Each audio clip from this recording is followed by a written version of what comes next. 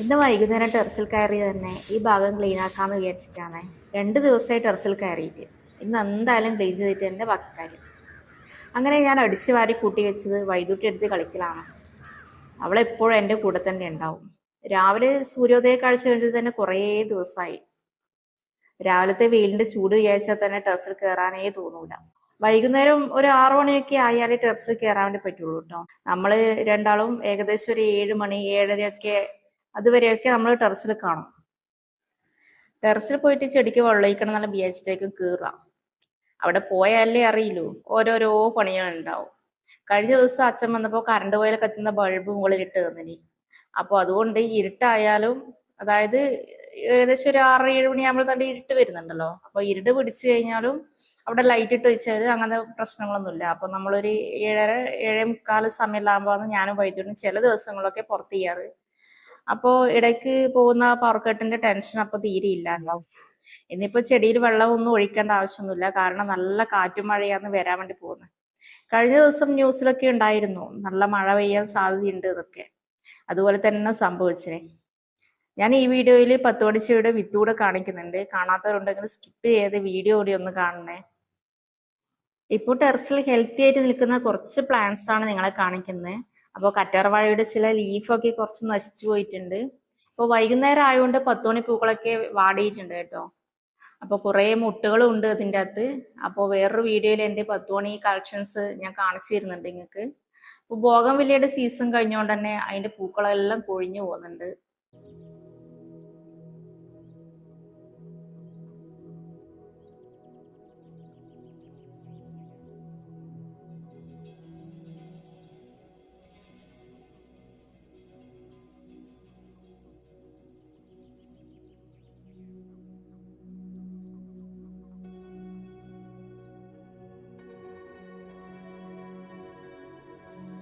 എൻ്റെ 10 മണി ചെടിയിൽ എന്തോ ഫംഗസ് പോലത്തെ എന്തോ സംഭവം കാണുന്നുണ്ട്. നിങ്ങൾക്കിതാ ഈ കാണുന്നതാണ് കേട്ടോ അത്. അപ്പോൾ നിങ്ങൾക്ക് അറിയാമെങ്കിൽ അതിനെപ്പറ്റി ഒന്ന് പറഞ്ഞു തരണേ. പിന്നെ ഞാൻ നേരത്തെ പറഞ്ഞു 10 മണി ചെടിയുടെ വിത്തിനെ പറ്റിയിട്ട്. ഇതാണ് കേട്ടോ അത്. ഇവിടെയാണ് വിത്ത് ഉണ്ടാവുക.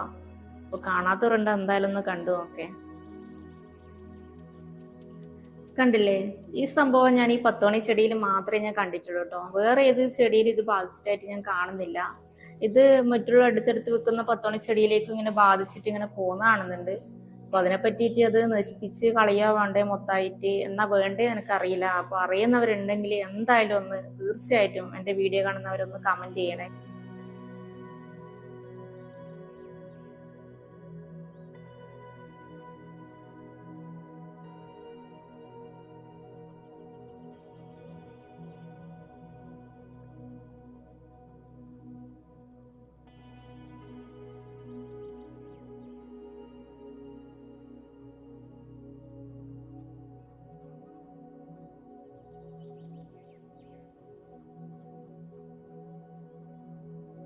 ഇപ്പൊ ന്യൂസ് തുറന്നാൽ തന്നെ എപ്പോ എല്ലായിടെയും കാണുന്നത് പാമ്പിന്റെ ശല്യാണല്ലോ. പാമ്പ് കടിച്ച് മരണം എല്ലാം. അപ്പൊ ചെടി സംരക്ഷിച്ച് കൊണ്ടുപോകുന്നതിൽ എനക്കൊരു ചെറിയൊരു ടെൻഷനെല്ലാം ഉണ്ട് കേട്ടോ.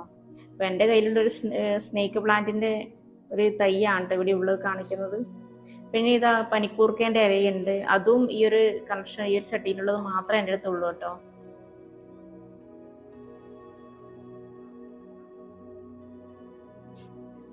ബോഗൺവില്ലേന്റെ സീസൺ കഴിഞ്ഞുകൊണ്ടാണെന്ന് തോന്നുന്നു പൂക്കളെല്ലാം നശിച്ച് എല്ലാം കൊഴിഞ്ഞു പോയി തുടങ്ങി കേട്ടോ. കാര്യമായിട്ടൊന്നുമില്ല. അപ്പോൾ മുന്നേ ഒക്കെ ടെറസിൽ കയറി കഴിഞ്ഞാൽ ഏറ്റവും നല്ല ഹൈലൈറ്റ് ആയിട്ട് നിൽക്കുന്നത് എൻ്റെ ഈ പറഞ്ഞ ബോഗൺവില്ല ആയിരുന്നു. അപ്പോൾ നിറയെ പൂക്കളുണ്ടായിരുന്നു. അപ്പോൾ അതെല്ലാം പോയി. മഴയായതിനു ശേഷം കാര്യമായിട്ടൊന്നും പൂക്കളൊന്നും പിന്നെ അതിൽ വന്നിട്ടില്ല കേട്ടോ.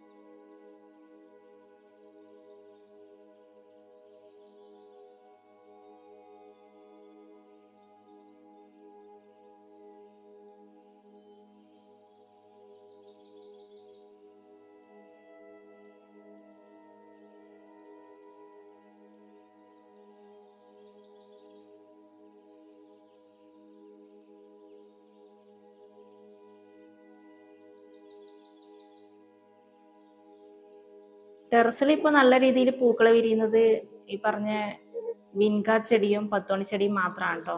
അങ്ങനെ നല്ല മഴ പെയ്തു തുടങ്ങി കേട്ടോ.